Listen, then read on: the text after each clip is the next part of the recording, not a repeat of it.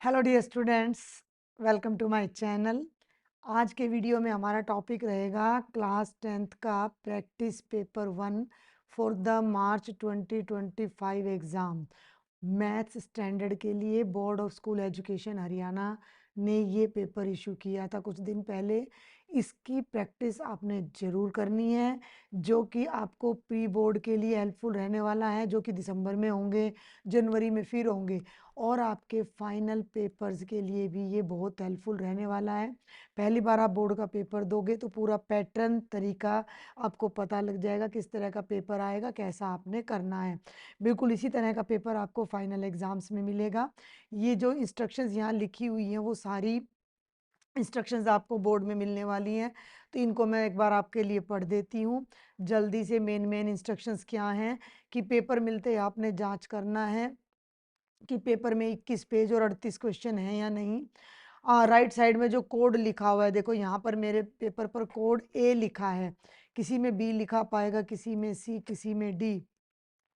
वो कोड आपने अपनी आंसर शीट के पहले पेज पर लिखना है, वहाँ कॉलम मिलेगा, उस कॉलम में लिखना है। हर क्वेश्चन का आंसर देने से पहले आपने उसका क्रमांक यानी सीरियल नंबर, जैसे पहला क्वेश्चन है तो सीरियल नंबर 1, सीरियल नंबर 2, ऐसे लिखना है। आंसर शीट का कोई पेज खाली नहीं छोड़ना, जो खाली रह जाए उसको काट देना है। आंसर शीट के अलावा आपको कोई और शीट नहीं मिलेगी। अब आप कहोगे क्या एक ही शीट मिलेगी? एक बुकलेट मिलेगी 28-30 पेज की, उसके अलावा कोई एक्स्ट्रा पेपर नहीं मिलेगा। तो आपने अपनी आंसर शीट को ध्यान से यूज करना है और उस पर जो है क्वेश्चन पेपर पर अपना रोल नंबर ज़रूर लिखना है। ये आपके सामने कॉलम है जिस पर आपने अपना रोल नंबर राइट करना है। ठीक है, थोड़ी सी इंस्ट्रक्शंस और हैं आगे, उनको भी पढ़ लेते हैं कि प्रश्नों का उत्तर देने से पहले देखना है कि क्वेश्चन पेपर पूरा है या नहीं है। क्लियर? आगे चलते हैं। अब ये पेपर से संबंधित डायरेक्शंस हैं कि पेपर में 5 सेक्शन होंगे, क ख ग घ अ या ABCDE। सेक्शन क या ए में 20 क्वेश्चन आएंगे एक एक नंबर के।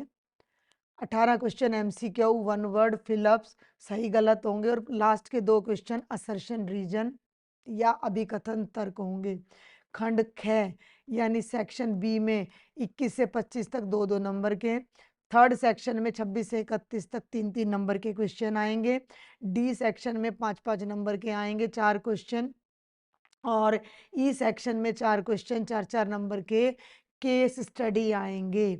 और कुछ आपको छूट भी मिलने वाली है इनमें कि सेक्शन बी में 2 क्वेश्चन में छूट मिलेगी, सेक्शन सी में भी 2 में इंटरनल चॉइस मिलेगी, जब पेपर करोगे तुम्हें दिख जाएगा।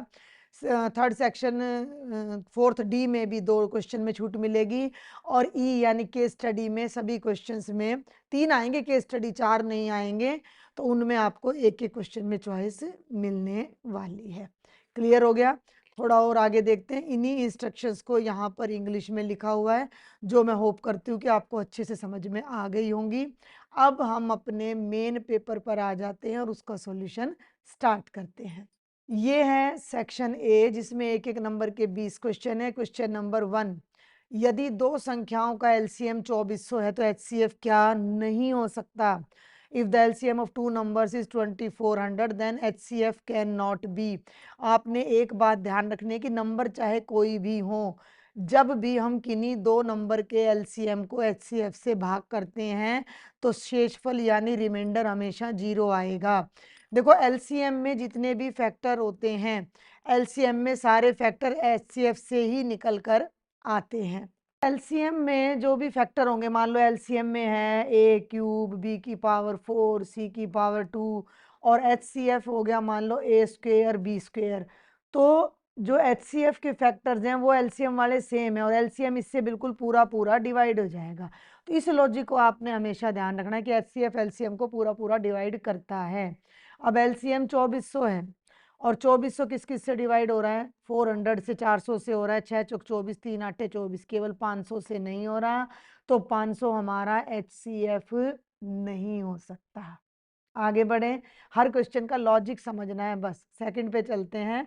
जो आपके ये MCQ है ना, सारे के सारे बिल्कुल डिफरेंट हैं। थोड़ा सा एनसीईआरटी से हटके हैं, तो हर एक का लॉजिक मैं आपको समझा के चलूंगी। दूसरा क्वेश्चन क्या कहता है कि इस बहुपद के शून्यक दोनों धनात्मक है, ऋणात्मक है, बराबर हैं, या एक पॉजिटिव है एक नेगेटिव है, कैसा है। तो ये पॉलिनोमियल आपको दे दिया एक्स स्क्वेयर, ये आपका ना एग्जाम्पलर की बुक में से आ रहा है। तो एनसीईआरटी की एक एग्जाम्पलर की बुक होती है, वो भी आप कर लीजिएगा। सीबीएसई के जो प्रीवियस ईयर क्वेश्चंस हैं वो अगर आप कर लोगे, सीबीएसई के बोल रही हूँ मैं, तो उससे भी आपको बहुत मदद मिल जाएगी अपने स्टैंडर्ड के पेपर की तैयारी करने में। तो इसका कंपैरिजन कर लो, A x square plus B x plus C से। ए की वैल्यू 1 है, बी की वैल्यू 99 है और सी की वैल्यू 127 है। अगर किसी भी बहुपद के रूट्स शून्यक, जीरो, अल्फा बीटा हो, तो शून्यकों का जोड़ होता है -b/a। तो इस बहुपद के शून्यकों का जोड़ हो जाएगा -99/1, यानी कि माइनस का 99। और शून्यकों की गुणा यानी कि प्रोडक्ट ऑफ जीरोज होती है c/a, जो कि 127/1 आ जाएगी। अब मेरी बात को ध्यान से सुनो, अल्फा बीटा हमारे जीरोज हैं जिनका सम -99 आ रहा है और गुणा प्लस में आ रही है। दो नंबरों को जोड़ो तो नेगेटिव आ रहा है, गुणा करो तो पॉजिटिव आ रहा है। तो वो नंबर कैसे होंगे, दोनों के दोनों ही नेगेटिव होंगे, क्योंकि जब दो नेगेटिव नंबर्स को जोड़ते हैं तो नेगेटिव आंसर आएगा और मल्टीप्लाई करेंगे तो पॉजिटिव, तो दोनों ऋणात्मक या बोथ नेगेटिव आ जाएगा। थर्ड पर चलते हैं। थर्ड क्वेश्चन में भी क्या दे रखा है, समीकरण यानी फोर्थ चैप्टर से दे रखा है, इक्वेशन दे रखी है कि किस समीकरण का वास्तविक मूल नहीं है। अब अगर मेरे पास ये एक द्विघात समीकरण यानी क्वाड्रेटिक इक्वेशन है, तो हम इसमें निकालते हैं डिस्क्रिमिनेंट। अगर वो पॉजिटिव है तो रूट्स रियल या वास्तविक होते हैं, और अगर डिस्क्रिमिनेंट 0 से छोटा है तो रूट्स रियल नहीं होते, वास्तविक नहीं होते। चार समीकरण है, चारों को बारी बारी से चेक करना है। फर्स्ट को पकड़ते हैं। फर्स्ट में ए की वैल्यू 1 है, बी -4 है, और सी की कोमा है, ये सी की वैल्यू 4√3 है। डिस्क्रिमिनेंट निकालो, बी की 2 -4 ए सी, तो -4 का वर्ग 4 गुणा 1 गुणा 4√3, 16 घटा 4 चौक ये 2√3 है कि स्टेटमेंट गलत ले ली मैंने, नहीं ठीक लिया, 3√2 है, ये यहाँ गलत कर दिया। ये जो वैल्यू है ना, ये 3√2 है भाई, ध्यान देना।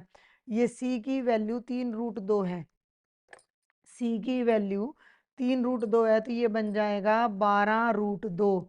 √2 की वैल्यू 1.4 ले सकते हो आप, होती ही है, और 12 चौक 48, 16.8 माइनस का 0.8 जो कि लेस देन 0 आ गया। पहले वाली इक्वेशन का डिस्क्रिमिनेंट यानी विविक्तर नेगेटिव आ गया, तो पहली वाली के रूट्स ही रियल नहीं है, बाकी को चेक करेंगे ही नहीं, और ये पहला थर्ड का आंसर ए ऑप्शन हो जाएगा। आगे बढ़ते हैं। अब देखते हैं भाई क्वेश्चन नंबर 4 एपी से है। यदि 1,9m² 3m² प्लस 14 और 4m प्लस 21 एपी में है, तो m की वैल्यू आपने निकालनी है। जब कुछ नंबर्स एपी में हो तो a2 माइनस a1 और a3 माइनस a2 इक्वल होता है। मान लो a1, a2, a3 और a4, ये चार नंबर है, चारों एपी में है, तो इनका कॉमन डिफरेंस सेम होगा। तो अब तुम ले लो a2 माइनस a1, a2 है 9m² माइनस 1, a3 है ये 3m² प्लस 14 माइनस 9m²। देखो लॉजिक पकड़ना है, तो बेटा ये हो गया 9m² माइनस 1, 3 में से 9 गया तो माइनस का 6m² प्लस 14। m को इकट्ठा कर लो, लेफ्ट में ले आओ, 9m² प्लस 6m², 14 प्लस 1 9 और 6 हो गए 15m² बराबर है 15, 15 से 15 कट गया, m² बराबर है 1, दोनों तरफ अंडर रूट करो तो m की वैल्यू +-1 आएगी। लेकिन आंसर में प्लस का 1 है, माइनस का नहीं है, तो आप +1 डायरेक्ट लिख देना, टिक लगा देना। फिर भी मैं आपको एक बार ये चेक करके बता रही हूँ कि ये मेरी चार टर्म्स हैं, 3m² प्लस 14 और 4m प्लस 21। अगर मैं इनमें m की जगह 1 रखती हूँ तो ये बनेंगे 1, 9, 1, 14 और 3 17, 1, 21 और 4 25, सब में 8-8 का गैप है, तो ये एपी है। लेकिन अगर मैं इनमें m की जगह -1 रखती हूँ तो 1, 9, 17 और 17 बनेगा, जो कि एपी नहीं है। तो अपना जो आंसर है वो +1 यानी ऑप्शन बी आ जाएगा। और अब जल्दी से फिफ्थ क्वेश्चन इस पेज का जो लास्ट है उसको देखते हैं। यदि दोनों बिंदुओं के बीच की दूरी 5 है तो ए का मान, if the distance between these 2 points is 5, distance formula लगा दो, x2 माइनस x1 यानी 1 माइनस 4 का स्क्वायर प्लस 0 माइनस ए का स्क्वायर का अंडर रूट कितना है 5, एक में से 4 गया माइनस 3 का स्क्वायर, सीधा कर दो 9, 0 में से ए गया ए का स्क्वायर का अंडर रूट 5 है, अंडर रूट हटा दो, दोनों तरफ स्क्वायर कर दो, तो 5 का स्क्वायर हो गया 25, इस 9 को राइट में ले जाओ, 25 में से 9 गए 16, दोनों तरफ अंडर रूट कर दो तो ए की वैल्यू प्लस माइनस 4 आ जाएगी, जो कि ऑप्शन सी है। आगे चलते हैं, क्वेश्चन नंबर 6 देखेंगे। सभी क्वेश्चंस अलग हैं, ये कुछ आपको एग्जाम्पलर की बुक में मिल जाएंगे, कुछ आपको सीबीएसई के प्रीवियस ईयर पेपर्स में मिल जाएंगे। क्वेश्चन नंबर 6 देखो कि दी गई आकृति में in the given figure if A B parallel D C है, यानी डी सी और ए बी अगर समानांतर हैं तो x की वैल्यू निकालो। ट्रापीजियम है, समलंब है, समलंब है, दो भुजाएं समानांतर हैं, तो ये वाला कोण इसके बराबर, क्योंकि ये तिर्यक रेखा है, ट्रांसवर्सल है, ये दोनों अल्टरनेट एंगल हैं, और ये दोनों भी अल्टरनेट इंटीरियर एंगल हैं, और ये अपोजिट वर्टिकली एंगल है, तो ये दोनों ट्राइंगल सिमिलर हो गए। कौन कौन से? ट्राइंगल ए ओ बी और triangle C O D similar हो गए। और जब दो ट्राइंगल्स सिमिलर हो, जब दो त्रिभुज समरूप हो, दोनों त्रिभुज समरूप हो, तो संगत भुजाओं का अनुपात बराबर होता है, तो ए ओ बटे सी ओ बराबर होगा ओ बी बटे ओ डी, ओ बी बटे ओ डी। इनकी वैल्यू रख दो, ए ओ की जगह रख दो x जमा 5, सी ओ की जगह रख दो x जमा 3, ओ बी कहाँ, ये रहा, ओ बी की जगह x घटा 1 और x घटा 2। ठीक हो गया, ये दिख रही है वैल्यूज आपको सारी, क्रॉस मल्टीप्लाई कर दो, इसको इससे करो, x जमा 5 x घटा 2 बराबर है, इसको इससे करो x माइनस 1 और x जमा 3, सॉल्व कर लो, x की 2, एक्स स्क्वेयर प्लस 5x घटा 2x घटा 10, और ये हो जाएगा x square plus 3x minus x minus 3, x square से एक्स स्क्वेयर कट गया, 5 में से 2 गया 3x माइनस 10, 3 में से 1 गया 2x घटा 3, 2x को लेफ्ट में ले आओ और 10 को राइट में ले जाओ, प्लस का हो गया x, 10 में से 3 गए 7, x की वैल्यू 7 आ गई, जो कि हमारा ऑप्शन सी है। ठीक है, आगे बढ़ते हैं।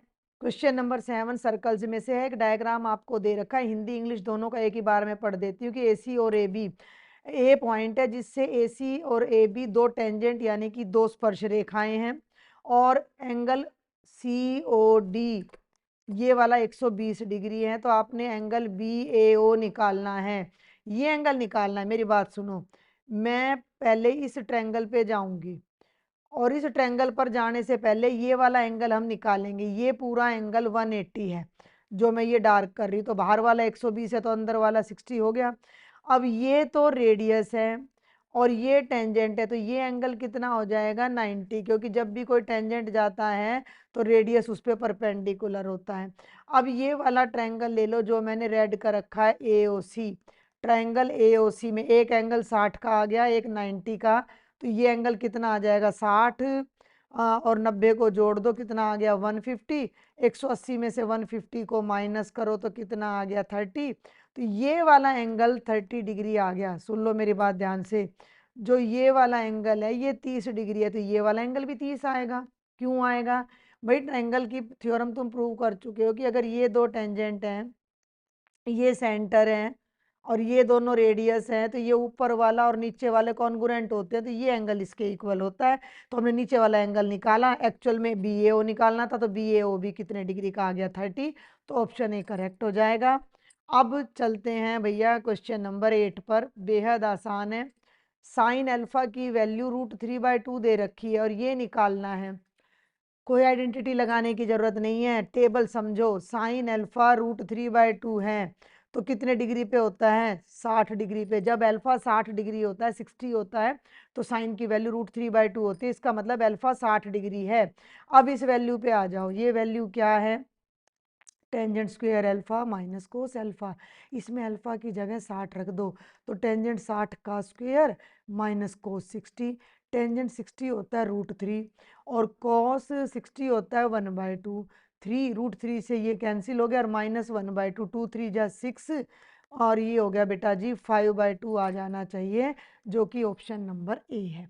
आप ऐसे भी कर सकते थे कि आप ये वाली आइडेंटिटी लगा लेते कि cos alpha is equal to 1 minus sine square alpha का अंडर रूट, इससे कोस निकालते, फिर आप साइन को कोस से डिवाइड करके टेंजेंट निकालते और फिर इसमें पुट करते, वो लंबा पड़ता। दोनों तरीकों से आप कर सकते हो, आंसर आपका हर कंडीशन में 5/2 ही आएगा। अब सॉल्व करते हैं क्वेश्चन नंबर 9। देखो ये सभी क्वेश्चन ना हटके हैं, तो स्टेटमेंट आपने बड़े ध्यान से पढ़नी है।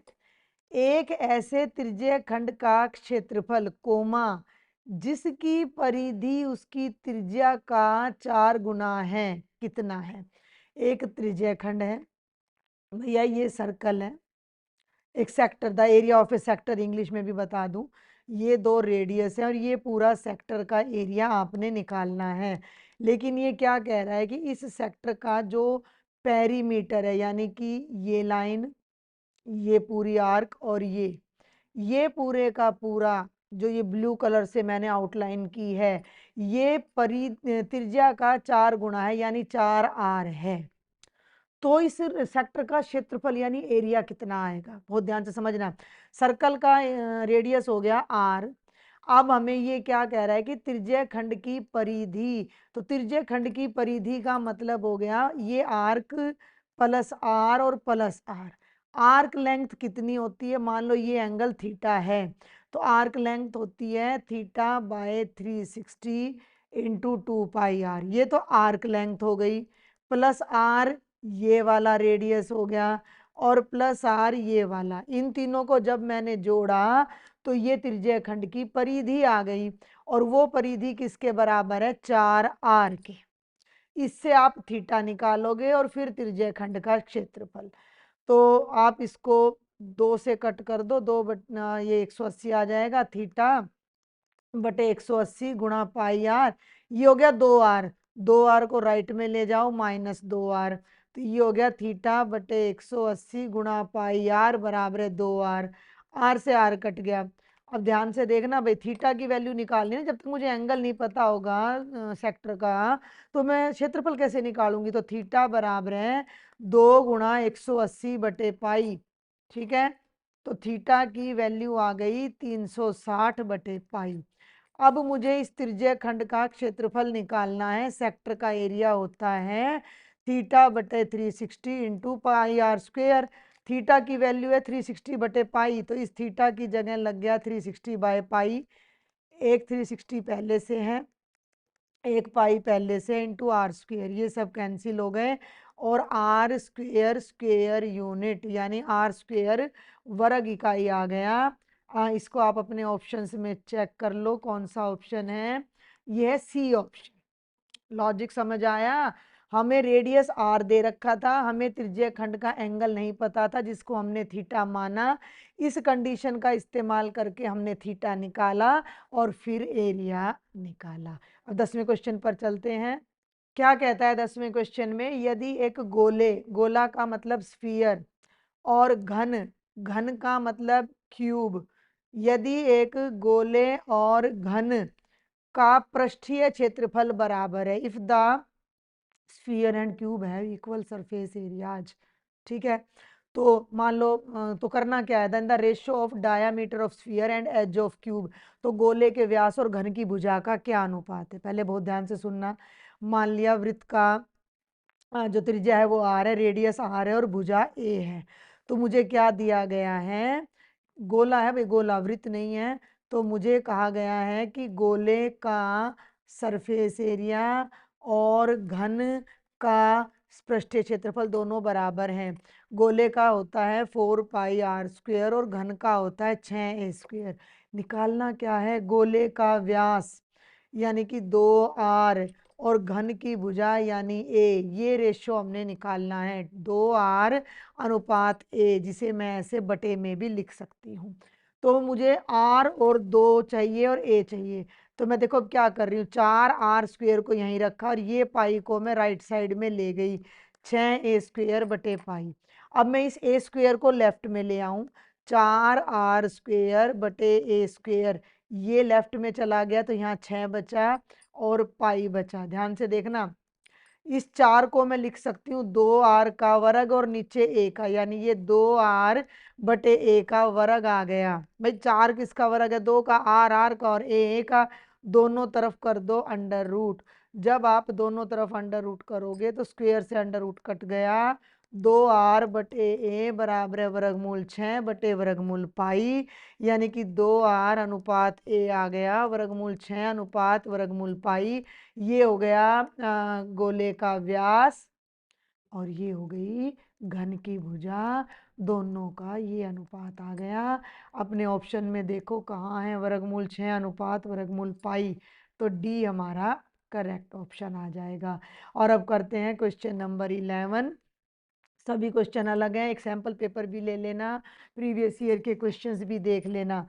11वां देखो, यदि किसी श्रृंखला का बहुलक उसके माध्य से 12 अधिक है, इफ द मोड, मैं यहाँ साथ साथ करवा रही हूँ, इंग्लिश मीडियम वाले बच्चे साथ साथ समझ लेंगे। बहुलक का मतलब मोड जो है वो माध्य से 12 ज़्यादा है, यानी mode is equal to mean plus 12 है। तो हमने माना माध्य, साइड में लिख देती हूँ मैं यहीं कहीं, मैं यहीं लिख देती हूँ, माना माध्य बराबर है एक्स। ध्यान से देखना भाई, माना माध्य बराबर है एक्स, तो जो मोड आया, जो बहुलक आया वो x जमा 12 आ गया। यहाँ तक की कहानी समझ आ गई सबको? माध्य x था, जो बहुलक है यानी कि जो मोड है वो उससे 12 ज्यादा है। तो पूछ रहा है कि तो बहुलक माध्यक से कितना अधिक है। इंग्लिश मीडियम वाले एक बार जल्दी से देख लें कि if the mode of A series exceeds the mean by 12, मैंने बता दिया मीन को, मैंने x ले लिया तो मोड x प्लस 12 आ गया। तो मोड मीडियन से कितना ज्यादा है? मोड मीडियन से कितना ज्यादा है, तो पहले मीडियन निकालो। अब आपको एक रिजल्ट याद रखना है कि mode is equal to 3 times of median, median को मैं md लिख रही हूँ, minus 2 times of mean. Hindi में बताऊं तो बहुलक बराबर है, बहुलक बराबर है 3 गुणा माध्य, माध्यक 3 गुणा माध्यक, 1 मिनट, और घटा 2 गुणा माध्य। अब इससे आपने पहले माध्यक ज्ञात करना है। बहुलक का वैल्यू है, मोड की वैल्यू है x जमा 12, 3 गुणा मीडियन, और माध्य की वैल्यू है x। इस 2x को लेफ्ट में ले जाओ, x जमा 2x जमा 12 बराबर है 3 गुणा मीडियन। ये बन गया 3x जमा 12 बराबर है 3 गुणा मीडियन। इसमें से ना 3 को कॉमन ले लो, तो ये बन गया x जमा 4 बराबर है 3 गुणा मीडियन। 3 से 3 कट गया, तो जो मीडियन की वैल्यू है वो x जमा 4 आ गई। ये मीडियन आ गया, ये माध्य आ गया, और ये बहुलक। अब ये पूछ क्या रहा है, लॉजिक समझ आया? माध्य को x माना, माध्य को x माना, बहुलक उससे 12 ज्यादा था, इस फॉर्मूले की हेल्प से माध्यक निकाल दिया। अब ये कह रहा है कि जो बहुलक है वो माध्यक से कितना ज्यादा है, तो बहुलक में से माध्यक घटा दो, अंतर पता लग जाएगा। कितना ज्यादा कम का मतलब अंतर निकालना है। भैया मोड में से मीडियन माइनस कर दो, मोड है x प्लस 12 और मीडियन आ गया x प्लस 4, तो x plus 12, x plus 12 minus x minus 4, 12 में से 4 गया 8, यानी कि जो मोड है वो मीडियन से 8 ज़्यादा है, जो बहुलक है वो माध्यक से 8 ज़्यादा है। तो करेक्ट आंसर 8 आएगा, जो कि आपका ऑप्शन नंबर बी है। अगले पेज पर भी आप देख सकते हो, ये आपका करेक्ट आंसर आ जाएगा। आगे बढ़ते हैं। अब सॉल्व करते हैं बेटा question number 12 onwards. Question number 12 है, 400 अंडों की एक खेप में, टोटल 400 अंडे हैं, खराब अंडा मिलने की संभावना 0.035 है। The probability of getting a bad egg in a lot of 400 is this much. The number of bad eggs, उस खेप में खराब अंडे कितने हैं? टोटल कुल अंडे कितने हैं? 400, माना खराब यानी बैड एग्स हैं x। अब खराब अंडों की जो प्रायिकता है वो कितनी है? 0.035। लेकिन प्रायिकता क्या होती है?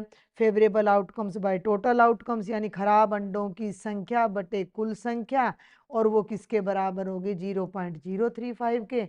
x इज इक्वल टू निकाल दो 400 गुणा 0.035, आप डेसिमल में बदल दो, 400 डेसिमल को फ्रैक्शन में बदल दो, बटे में 1000। भाई डेसिमल के बाद 3 डिजिट है तो 2 जीरो से 2 जीरो कैंसिल, 2 पंजे 10, 2 दूनी 4 और 5 सत्ते 35 और 7 दूनी 14, तो 14 बैड एग्स हैं। आप ये मल्टीप्लाई डायरेक्ट भी कर सकते थे। 35 को 4 से गुणा करते, 4 पंजे 20, 4 ते 12 और 2 14 और 2 जीरो पीछे, डेसिमल के बाद 3 डिजिट है तो यहाँ डेसिमल लगा देते, डायरेक्ट 14 आ जाता। ये सब आपको आना चाहिए। अब हम चलते हैं आगे। क्वेश्चन नंबर 13 में x कोई नंबर दे रखा है जिसके फैक्टर 2 की पावर 2 गुणा 3 की a है, y के फैक्टर 2 की 2 3 गुणा 5 है, z के फैक्टर 2 की 2 3 गुणा 7 और इन तीनों नंबर का एलसीएम 3780 है, तो a का मान निकालो। ध्यान से देखना, x है 2 स्क्वेयर गुणा 3 की पावर a, y है 2 स्क्वेयर, ये a है भैया, गुणा 3 इंटू 5, z है 2 स्क्वेयर इंटू 3 इंटू 7। फैक्टर्स की हेल्प से एलसीएम कैसे निकलता है? तो एलसीएम निकलेगा, सभी फैक्टर्स ले लो, 2 भी 3 भी 5 भी और 7 भी, सबकी अधिकतम पावर ले लो। तो 2 तो तीनों में 2 बार आ रहा है, 3 इसमें 1 बार है, 1 बार है और इसमें a बार है, तो a लगा दो और गुणा 5 गुणा 7, और ये आंसर अब किसके बराबर है? 3780 के। अब तुम क्या करो, इन तीनों को राइट में ले जाओ, इसको छोड़ दो और सॉल्व कर लो। या एक तरीका क्या है कि 3780 के फैक्टर कर लो, गुणनखंड करके इसके बराबर रख दो। एक मिनट यहाँ करती हूँ मैं फैक्टर, 3780 के फैक्टर करते हैं। देखो जरा कितने पे चला जाएगा, 2 पे, 2 एकम 2, 2 अट्ठे 16, 2 नीम 18, फिर 2 पे 2 9 जा 18, 2 4 जा और 2 5 जा, 3 पे 3 3 जा 9, फिर 3 पे 0 5, फिर 3 पे 3 तिया 9, 3 पंजे 15, और अब ये बच्चे जा रहा है 3 5 पे 5 सत्ते 35, तो 3780 के टुकड़े बन गए, 2 की पावर 2, 3 की पावर 3 गुणा 5 गुणा 7। इस वैल्यू को यहाँ पर रख दो कि this is equal to 2 square 3 cube into 5 into 7। ये आंसर और ये आंसर बराबर है। देखो 5 7 खत्म हो गए, 2 स्क्वेयर से 2 स्क्वेयर, 3 की पावर a और 3 की पावर 3 बराबर आ गया, तो पावर वाले रूल से a की वैल्यू कितनी आ जाएगी?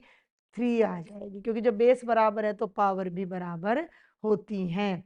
आप इसको डायरेक्ट डिवाइड भी कर सकते थे, जैसा कि मैंने पहले बताया था कि भाई इसको यहीं पे रख लो, बाकी सभी टर्म्स को राइट में ले जाओ, तो उधर आपका 3 क्यूब यानी 27 आएगा, तो भी a की वैल्यू कितनी आ जाएगी? 3। अलग अलग है ना, अब ये क्वेश्चन एनसीईआरटी में नहीं मिलेंगे ऐसे क्वेश्चंस। आगे चलते हैं क्वेश्चन नंबर 14 पर। किसी वृत्त की समानांतर स्पर्श रेखाओं के बीच की दूरी वृत्त का व्यास होती है। इंग्लिश में देखें, the distance between parallel tangents to a circle is the diameter of the circle. ये थ्योरम भी आती है, किसी वृत्त के व्यास के दोनों सिरों पर खींचे गए स्पर्श रेखाएं समानांतर होती, tangents at the ends of diameter are parallel. Clear. अब आ जाओ क्वेश्चन नंबर 15 पर। 1 plus tangent square theta into 1 minus sine theta into 1 plus sine theta is equal to. तो देखो इसको सॉल्व करते हैं, यहाँ पर नीचे कर लेते हैं। ये हो गया बच्चे 1 प्लस टेंजेंट स्क्वेयर थीटा को मैं लिख देती हूँ साइन स्क्वेयर थीटा बटे कॉस स्क्वेयर थीटा, और इन दोनों पर मैं लगा देती हूँ आइडेंटिटी। कौन सी भला? a minus B into A plus B होता है A square minus B square, तो ये है 1 माइनस साइन थीटा और ये है 1 प्लस साइन थीटा, तो ये बन जाएगा 1 का square minus sine square theta, यानी 1 माइनस साइन स्क्वेयर थीटा। इसमें एलसीएम ले लो, कोस स्क्वेयर थीटा को एलसीएम लो तो यहाँ चला जाएगा cos square theta plus sine square theta, और 1 माइनस साइन स्क्वेयर थीटा का फॉर्मूला होता है कोस स्क्वेयर, ये दोनों कट गए, cos square plus sine square 1 होता है, तो यहाँ पर 1 आ जाएगा आंसर। बिल्कुल आसान है। 16वें पे आ जाओ, 16वां भी बेहद आसान है। यदि साइन ए 1/2 है और कोस भी 1/2 है, तो ए जमा बी, इफ साइन ए 1/2 है तो कितने डिग्री पे साइन की वैल्यू 1/2 होती है? 30 पे, तो ए आ गया 30 डिग्री। कॉस की वैल्यू 1/2 कितने पे होती है? 60 पे। तो बी की वैल्यू आ गई 60 डिग्री। तो ए और बी को जोड़ दो, 30 + 60 कितना हो गया? 90। तो आपका आंसर आ जाएगा 90 डिग्री। आगे चलते हैं क्वेश्चन नंबर 17 पर। क्वेश्चन नंबर 17 में कहता है आर त्रिज्या वाले अर्धवृत्त में बने सबसे बड़े त्रिभुज का क्षेत्रफल कितना है? What is the area of largest triangle inscribed in a semicircle of radius R? भैया ये एक सेमी सर्कल है, इसकी जो ये केंद्र है त्रिज्या आर है, तो व्यास कितना हो जाएगा? आर जमा आर, 2r। सबसे बड़ा जो त्रिभुज इसमें बनेगा ना वो यहाँ से बनेगा भाई, ध्यान देना। मैं स्ट्रेट लाइन ले लेती हूँ एक बार। अरे भैया इधर से आओ। हाँ जी, ये देखो, ये जो ट्रायंगल अपना तैयार हुआ है ना, जो मैंने अभी खींचा, ये सबसे बड़ा ट्रायंगल है। इससे बड़ा ट्रायंगल नहीं मिलेगा। आप ट्राई भी कर सकते हो। कैसे भला? कि ये है, तो ये देखो ये छोटा बनेगा, तो ये सिमेट्री की वजह से। और ये जो है ना यहाँ, ये इस पे परपेंडिकुलर, क्योंकि ये दोनों साइड्स इक्वल हैं, तो आइसोसेलेस यानी समद्विबाहु है, तो ये इस पे लंब आ जाएगा और ये आधार हो जाएगा। ये क्या है? ये तो वृत्त की त्रिज्या है, तो ये आर हो गई। तो त्रिभुज की ऊंचाई आर हो गई, आधार 2r हो गया। तो क्षेत्रफल कितना आ जाएगा? त्रिभुज का क्षेत्रफल आ जाएगा 1/2, आधार 2r और ऊंचाई r। लॉजिक समझ आ गया भाई? ये केंद्र है, ये त्रिज्या है r, ये भी r, तो ये पूरा हो गया 2r। सबसे बड़ा जो त्रिभुज है वो यहाँ बीचों बीच बनेगा, तो ये इसकी ऊंचाई r, 2 से 2 कट गया, r गुणा r, r स्क्वेयर आ जाएगा। तो सबसे बड़े त्रिभुज का क्षेत्रफल होगा r स्क्वेयर वर्ग इकाई, या r स्क्वेयर स्क्वेयर यूनिट्स। ठीक है। क्वेश्चन नंबर 18 देखो, बहुत मजेदार सा क्वेश्चन है, बेहद आसान सा क्वेश्चन है। क्लास इंटरवल दे रखा है, माध्यक वर्ग और बहुलक वर्ग की निम्न सीमाओं का योग। पहले आपने मीडियन क्लास निकालनी है, फिर आपने मॉडल क्लास निकालनी है, फिर उनकी लोअर लिमिट्स निकालनी है और उनको जोड़ देना है। तो पहले तो फ्रीक्वेंसी देखो, 10, 15, 12, 20, ये हाईएस्ट फ्रीक्वेंसी है, तो हाईएस्ट के सामने वाली हो जाती है मॉडल क्लास। कौन सी क्लास हो जाती है? Model class. हिंदी में कहूँ तो बहुलक वर्ग। बहुलक वर्ग हो गया 15 से 20। और मीडियन क्लास निकालने के लिए आपको भैया वो निकालना पड़ेगा बेटा जी, CF। क्वेश्चन मुश्किल नहीं है अगर हमें कॉन्सेप्ट आता है तो। F है 10, 15, थोड़ा सफाई से लिखती हूँ, 10, 15, 12, 20 और 9। CF यानी क्यूमुलेटिव फ्रीक्वेंसी, यानी कि संचयी बारंबारता। 10, 10 में 15 जोड़ दो, 25, 25 में 12, 37, 37 और 20, 57 और 9, 66। N हो गया 66। 66 का आधा करो तो कितना आ गया? 33। 33 से बड़ी बारंबारता ये है, तो इसके सामने ये हो जाएगा माध्यक वर्ग। ध्यान देना भाई, ये क्वेश्चन मैंने टेस्ट में भी दिया था अपने बच्चों को। माध्यक वर्ग हो गया 10 से 15, ये हो गया बहुलक वर्ग, ये हो गया माध्यक वर्ग, ये हो गई दोनों की निम्न वर्ग सीमा 15 और 10। दोनों का जोड़ कितना आएगा? 15 और 10 का जोड़ आ जाएगा 25। कितना आ जाएगा? 25। तो आपके 18th क्वेश्चन का आंसर हो जाएगा 25। अब रह गए 2 क्वेश्चन जो असर्शन रीजन है, उनको देखते हैं। असर्शन रीजन का आप सभी को पता होना चाहिए, अभिकथन और तर्क का, कि आपको 2 स्टेटमेंट मिलेंगी। एक को अभिकथन यानी इंग्लिश में असर्शन बोलते हैं, दूसरी को तर्क यानी इंग्लिश में रीजन बोलते हैं, और 4 ऑप्शंस होंगे। देखो ये एक अभिकथन दे रखा और ये तर्क, साथ साथ इंग्लिश मीडियम भी मैं ले ही लेती हूँ कि एक स्टेटमेंट में आपको असर्शन मिलने वाला है। ये देखो असर्शन और एक रीजन, दोनों को चेक करना है, कोई ट्रू होगा कोई फॉल्स। अगर दोनों के दोनों सही हैं यानी ट्रू हैं, और जो रीजन है वो असर्शन को सही से एक्सप्लेन कर रहा है, तो ऑप्शन ए लेना है। दोनों सही हैं लेकिन रीजन असर्शन को एक्सप्लेन नहीं कर रहा, तो बी लेना है। अगर हमारा असर्शन सही है रीजन गलत है, सी लेना है। असर्शन गलत है रीजन सही है, डी लेना है। 19वें क्वेश्चन पर आ जाओ। वर्गमूल 2 अपरिमेय संख्या है, सत्य है। पी यदि अभाज्य संख्या है तो वो अपरिमेय होगी, ये बात भी बिल्कुल सत्य है। और रीजन अभिकथन की बिल्कुल सही व्याख्या कर रहा है, तो इसका सही आंसर ऑप्शन ए आ जाएगा। इसी क्वेश्चन को इंग्लिश मीडियम में देखते हैं। √2 is an irrational number, true.